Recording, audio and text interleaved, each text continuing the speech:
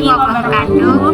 Kami dari kelompok 5 akan memenuhi tugas mata kuliah Sejarah Kebudayaan Islam. Nah, kita sampai kampung. Mulai dulu. Tugas. Ulang lagi. Hapus dulu. Jeda. Assalamualaikum warahmatullahi wabarakatuh.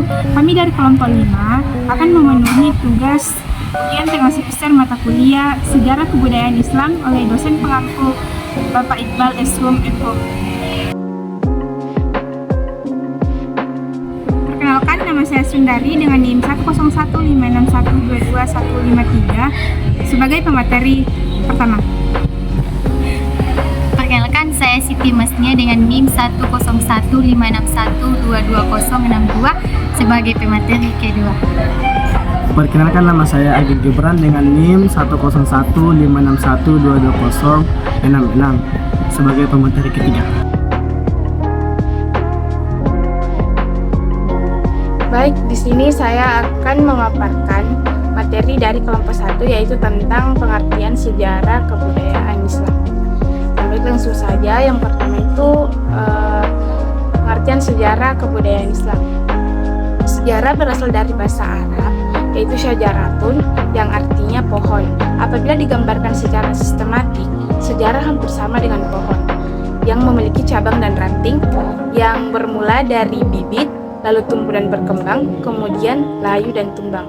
Nah, begitu pula dengan peristiwa sejarah kebudayaan Islam yang awalnya mengalami pertumbuhan, perkembangan, lalu kehancuran dan kemunduran.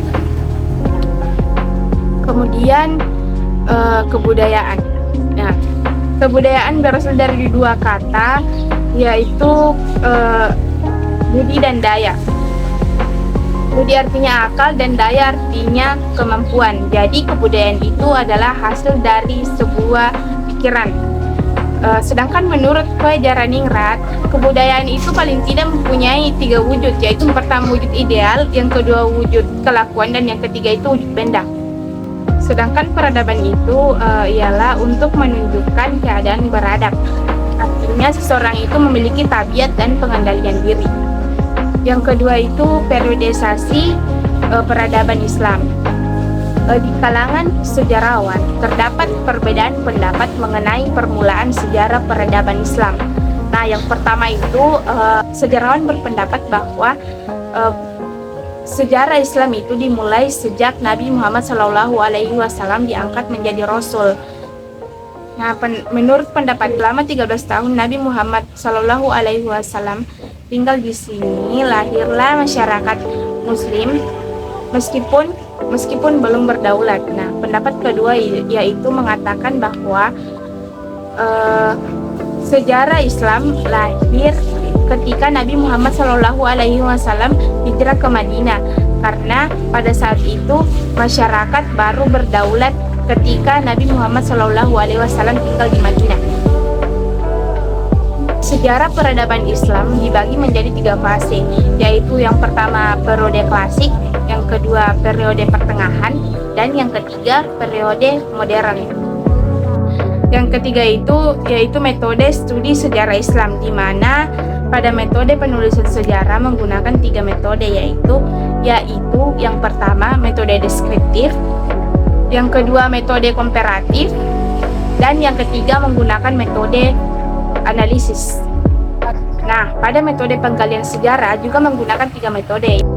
Yang pertama metode lisan, yang kedua metode observasi, dan yang ketiga metode dokumenter.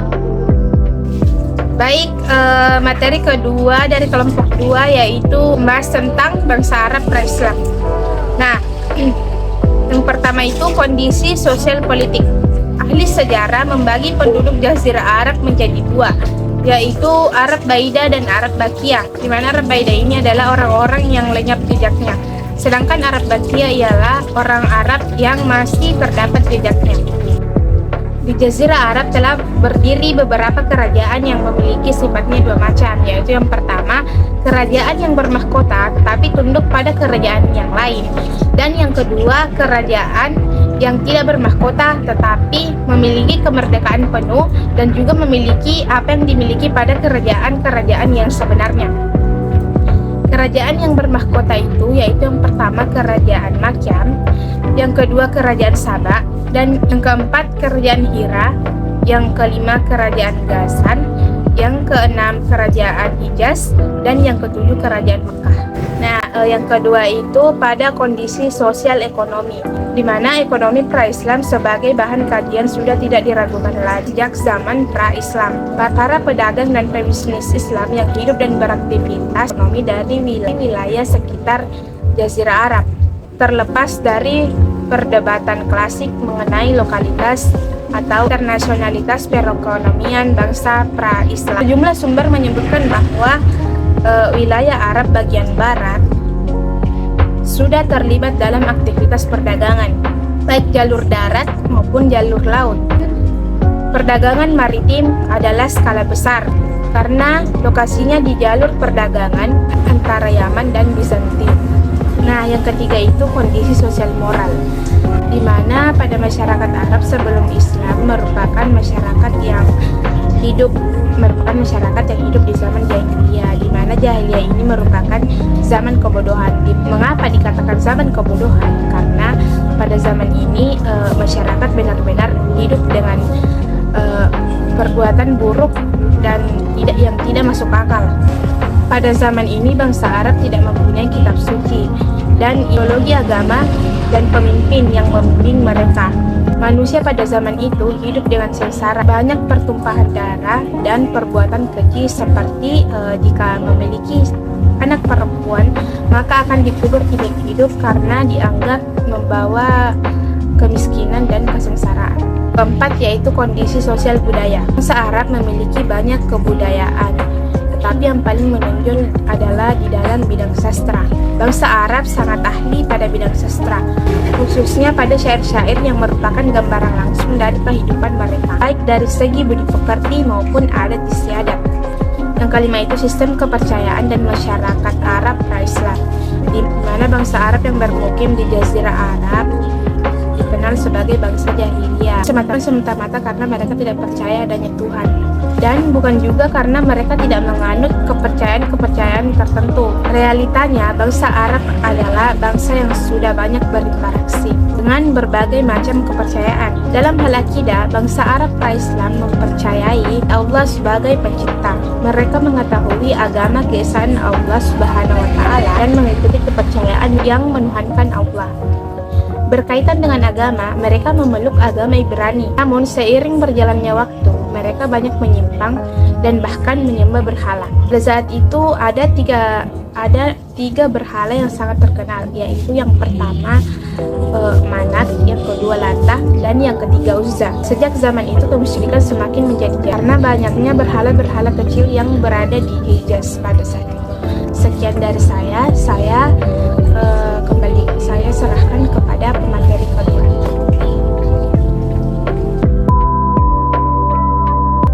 Oke, baik. Saya selaku pemateri kedua akan memaparkan materi ketiga yaitu masa kelahiran Islam.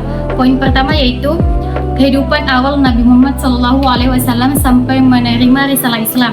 Nabi Muhammad lahir pada hari Senin tanggal 12 Rabiul Awal tahun Gajah atau bertepatan dengan 20 April tahun 571 Masehi. Nabi Muhammad menikah di usia 25 tahun dengan Khadijah yang usianya 40 tahun. Beliau sering pergi ke Gua Hira yang jaraknya 5 km yang jauhnya dari Mekah. Suatu malam datanglah malaikat Jibril kepadanya untuk menyampaikan wahyu Allah yang pertama, yaitu Quran Surah Al-Alaq ayat 1-5, dan dari peristiwa itu disebut Nuzulul Quran, yaitu turunnya ayat suci Al-Quran yang bertepatan dengan tanggal 17 Ramadan di Gua Hira. Nah, sebab itulah malam itu Nabi Muhammad resmi diangkat menjadi Nabi dan Rasul. Terus yang kedua poin kedua yaitu pembentukan negara Madinah. Selama kurang lebih 13 tahun Nabi Muhammad menyampaikan Islam di kota Mekah, namun banyak mengalami perselisihan dan permusuhan dari kaum Quraisy. tetapi ada kota yang sangat menerima ajaran Nabi Muhammad, yaitu di kota Madinah. Di kota Madinah terdapat penduduk yaitu kaum muhajirin, kaum ansar, dan non-muslim. Nah, di masa lalu itu kaum ansar dan muslim ini sangat dipungkiri eksistensinya. Terus ada beberapa hal yang harus digarisbawahi yang ada di kota Madinah. Yang pertama, silaturahmi yang membudaya. Yang kedua, gotong royong yang sering dilakukan demi kepentingan bersama. Dan yang ketiga, kepedulian tinggi menjenguk orang yang sakit atau terkena musibah. Poin ketiga yaitu peperangan dalam Islam. Ada beberapa peperangan dalam Islam, banyak diantaranya, tetapi ada dua diantaranya, yaitu yang pertama perang Waddan atau Al-Abwa terjadi pada bulan Safar, 2 Hijriah atau bertepatan dengan bulan Agustus tahun 623 Masehi, yang dimana adalah perang pertama bagi Rasulullah Shallallahu Alaihi Wasallam yang bertugas membawa panji perang, yaitu Hamzah bin Abdul Muthalib. Yang kedua yaitu perang Buat. Perang Buat terjadi pada bulan Rabiul Awal tahun 2 Hijriah atau bertepatan dengan bulan September tahun 623 Masehi. Perang ini bertujuan untuk menghadang kafilah dagang Quraisy dengan membawa sebanyak 2.500 ekor unta yang bertugas membawa panji perang, yaitu Sa'ad bin Abi Waqqas. Poin keempat yaitu surat-surat dakwah Nabi Muhammad SAW. Menurut At-Tabari, setelah dalam sejarah Nabi dan Rasul setelah perjanjian Hudaybiyah, Nabi Muhammad SAW memutuskan untuk mengirim surat kepada seluruh kepala negara yang mengajak masuk Islam. Yang pertama Kaisar Romawi, yang kedua Raja Ethiopia, yang ketiga yaitu Gubernur Bahrain, dan yang keempat Mukaukis dari Mesir. Poin kelima, komentar para orientalis terhadap Nabi Muhammad SAW. Yang pertama, Muhammad dikatakan sebagai penipu. Yang kedua, Muhammad dikatakan sebagai syaitan. Muhammad dikatakan sebagai pembuat Al-Quran. Muhammad dikatakan sebagai free sex, dan Muhammad dikatakan sebagai penyadur Yahudi dan Kristen. Dan yang terakhir, Muhammad dikatakan sebagai anti Yahudi dan Kristus. Selanjutnya materi keempat yaitu Khulafaur Rasyidin. Khulafaur Rasyidin adalah pengganti atau penerus Nabi Muhammad SAW. Ada 4 dari khulafaur. Yang pertama, As-Siddiq. Riwayat Abu Bakar Siddiq jadi sebagai Abdul Qadir, lalu ganti dengan nama oleh Nabi dengan Abdullah. Beliau diberi kunyah Abu Bakar karena beliau orang yang sangat cepat masuk Islam. Gelarnya Siddiq karena beliau sering membenarkan peristiwa, terutama peristiwa Isra Mi'raj. Dia dilahirkan di Mekah 2 tahun sebelum setelah tahun gajah, berarti dia lebih muda 2 tahun beberapa bulan dari Nabi Muhammad SAW. Dia dikenal sebagai seseorang yang berperilaku terpuji, tidak pernah meminum khamar, dan selalu menjaga kehormatan diri. Terus poin kedua yaitu diangkat menjadi khalifah. Abu Bakar menjadi khalifah yang pertama merupakan hasil kesepakatan dari satu pertemuan di Balai Safikah Bani Sa'idah di Madinah yang dihadiri oleh sekelompok kecil. Orang-orang muhajirin memprotes karena tidak setuju Abu Bakar sebagai khalifah, dan orang-orang kaum Ansar juga tidak setuju karena mereka berpikir beliaulah, ya mereka lah yang lebih layak menjadi khalifah karena mereka yang selalu melindungi dari serangan kaum Quraisy. Jadi dulu poin ketiga yaitu Pipek kepemimpinan Khalifah Abu Bakar. Adapun langkah-langkah yang dijadikan Abu Bakar sama menjadi khalifah diantaranya yaitu mencari ketentuan hukum dalam Al-Quran. Yang kedua, apabila tidak menemukan ketentuan hukum di dalam Al-Quran, dia mencari di dalam sunnah, dan jika tidak, dan dia sering putuskan berdasarkan ketentuan yang ada di dalam sunnah. Kedua yaitu Khalifah Umar bin Khattab. Riwayat singkat Khalifah Umar bin Khattab. Umar dilahirkan di Makkah 4 tahun sebelum perang Fajar. Tapi menurut Ibnu Atsir, dia dilahirkan beberapa tahun sesudah kelahiran Rasulullah SAW. Berarti hal ini beliau lebih muda dari Rasulullah SAW. Umar bin Khattab sangat fasih dalam berbicara, tegas dalam menyatakan pendapat dan membela yang hak. Semasa kecil, dia mengembala kambing ayahnya dan berdagang ke negeri Syam. Jika terjadi peperangan antar suku, dia selalu ditunjuk sebagai penengah. Umar masuk Islam pada tahun kelima dari kenabian Nabi Muhammad SAW. Poin kedua yaitu diangkat menjadi nabi. Setelah Abu Bakar bermusyawarah dengan mereka, lalu Abu Bakar memanggil Utsman bin Affan untuk menuliskan siapa yang berhak menjadi pengganti Abu Bakar. Nah, yang berhak yaitu Umar bin Khattab. Pengangkatan Umar ini bermaksud untuk mencegah perselisihan dan perpecahan di kalangan umat Islam. Namun kebijakan Abu Bakar ini ternyata diterima oleh masyarakat dan beramai-ramai membaiat Umar bin Khattab sebagai khalifah kedua dalam usia 53 tahun. Poin ketiga itu tipe kepemimpinan Umar bin Khattab. Umar bin Khattab merupakan salah satu sosok pemimpin yang tegas, jujur, dan adil dalam Islam. Sebagaimana yang dikutip dari Umar dalam Kadi Hakim pada zamannya, yaitu Syurai. Wasiat tersebut adalah yang pertama, berpeganglah dalam Al-Quran dan menyelesaikanlah kasus. Yang kedua, apabila tidak terdapat di dalam Al-Quran, hendaklah engkau berpegang kepada sunnah. Yang ketiga, apabila tidak terdapat di dalam sunnah, maka berijtihadlah. Umar meninggal dunia dalam usia 63 tahun setelah memerintah selama 10 tahun. Ketiga yaitu Khalifah Utsman bin Affan. Riwayat singkat Khalifah Utsman bin Affan lahir pada tahun kelima dari kelahiran Rasulullah SAW, tapi ada pula yang mengatakan dia lahir pada tahun ke-6 setelah tahun Gajah. Utsman masuk Islam melalui Abu Bakar dan dinikahkan Nabi dengan putrinya Ruqayyah.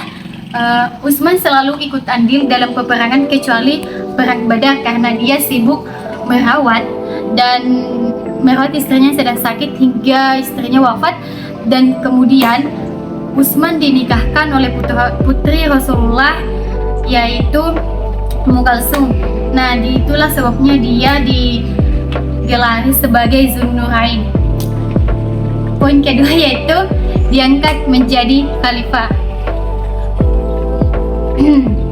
Dalam sidang itu mulai nampak persaingan antara Bani Hashim dan Bani Umayyah, dua turunan yang juga bersaing di masa jahiliyah. Kedua turunan itu ada dalam diri Ali dan Utsman yang merupakan calon terkuat.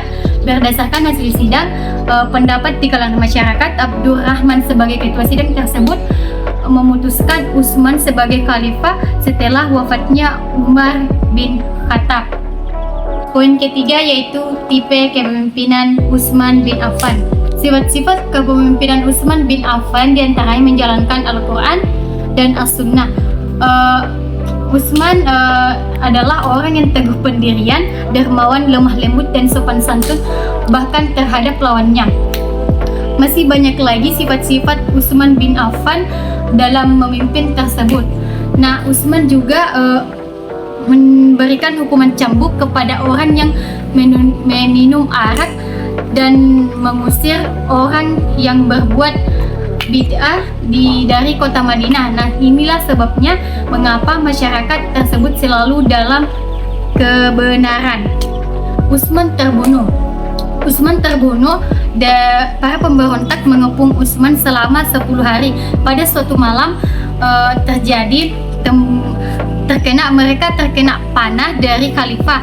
Nah, pemberontak ini mengepung Khalifah Utsman bin Affan di kediaman khalifah dan membunuhnya dalam usia sekitar 82 tahun. Yang keempat yaitu Ali bin Abi Thalib. Riwayat singkat Ali bin Abi Thalib. Dia dilahirkan di Mekah 10 tahun sebelum kerasulan Nabi Muhammad SAW. Ibunya bernama Fatimah binti As bin Hashim bin Abdul Manaf.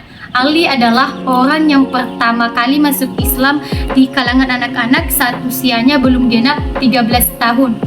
Nikahkan dengan putrinya Nabi Muhammad SAW yaitu Fatimah. Berkat pernikahan itu, Ali dikaruniai 2 orang putra yang bernama Hasan dan Hussein. Poin kedua yaitu diangkat menjadi khalifah. Setelah peristiwa pembunuhan Khalifah Utsman bin Affan, kekacauan terjadi di kalangan masyarakat selama kira-kira 5 hari. Nah, awalnya itu Ali bin Abi Thalib menolak untuk menjadi khalifah, tetapi atas desakan kuat dari masyarakat tersebut sehingga Ali menerima tawaran tersebut sebagai khalifah di usia 58 tahun.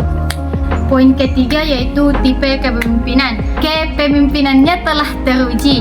Ia berani menghadapi kaum musyrikin dalam perang Khandaq yang berjumlah 24.000 prajurit. Pasukan berkuda yang dipimpin oleh Amr bin Wud hendak menikamnya, namun Ali bin Abi Thalib berhasil membunuhnya. Tidak heran jika akhirnya ia mendapat sebutan orang yang tidak dapat dikalahkan. Belum lagi segudang kehebatan dan keberanian lainnya. Ali terbunuh. Abdurrahman bin Muljan berhasil menikam Ali di dalam sholat subuh di Masjid Kufa. Peristiwa itu terjadi bulan Ramadan 40 Hijriah. Dalam penikaman itu beberapa hari setelah itu dia meninggal dunia dalam usia 63 tahun. Setelah memerintah selama 5 tahun. Dengan wafatnya Khalifah Ali bin Abi Thalib, berakhir pula lah pemerintahan Khulafaur Rasyidin. Saya selaku pemateri ketiga, baik langsung saja kepada pembahasan yang pertama yaitu sejarah berdirinya Daulah Umayyah di Damaskus. Sejarah berdirinya Daulah Umayyah di Damaskus ini melalui 3 tahapan yaitu perang Siffin, Tahkim, dan Amul Jamaah. Yang kedua, Daulah Umayyah di Andalusia berkuasa dari tahun 661 Masehi sampai 750 Masehi dan dipimpin oleh 14 khalifah. Pada masa ketiga, pada masa Daulah Umayyah di Damaskus ini berkembang dalam bidang politik dan militer. Selain perkembangan bidang administrasi pemerintahan dan ilmu pengetahuan, dengan kemajuan ini umat Islam